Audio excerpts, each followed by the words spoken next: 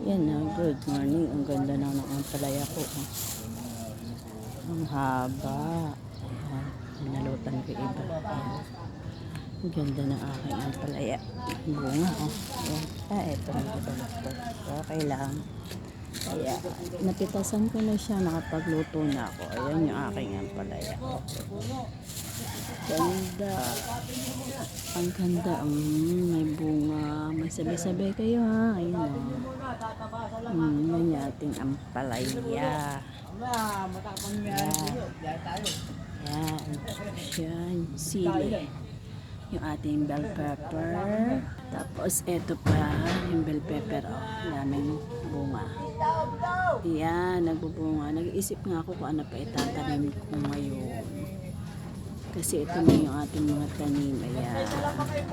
Ito, malapit na rin magbunga. Ito yung ating papaya. Napitasan na yan.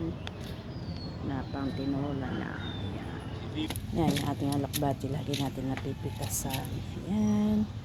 Yan yung ating tanim ngayon.